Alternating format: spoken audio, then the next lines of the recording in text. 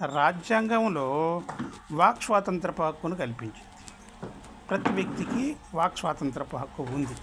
అంటే స్వేచ్ఛగా తన యొక్క అభిప్రాయాన్ని వెలిబుచ్చుకునే హక్కు ఉంది కదా అని నోటికొచ్చినట్టు మాట్లాడుతున్నారయ్యా. బూతులు, పచ్చి బూతులు, సభ్యత లేదు, సంస్కారం లేదు, నీచంగా, నీచాతి నీచంగా దిగజారిపోయి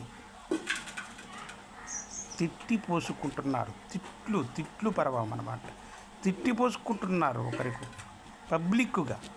అయ్యా, వాక్ స్వాతంత్రం ఉంది, మాట్లాడే స్వేచ్ఛ ఉంది అంటే వాక్ స్వాతంత్రం అంటే ఇదేనా? మాట్లాడే స్వేచ్ఛ అంటే ఇదేనా?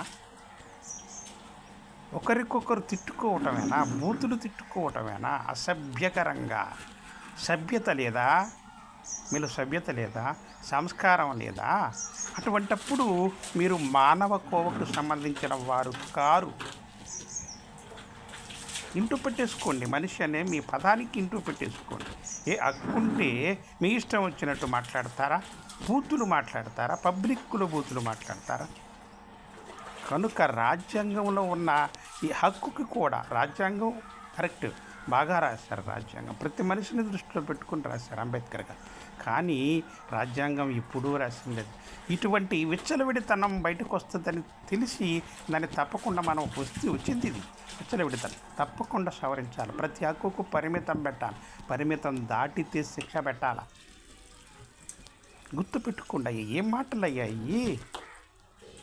కాస్త నోరుని కాస్త అదుపు చూసుకోండి. తినేదన్నాం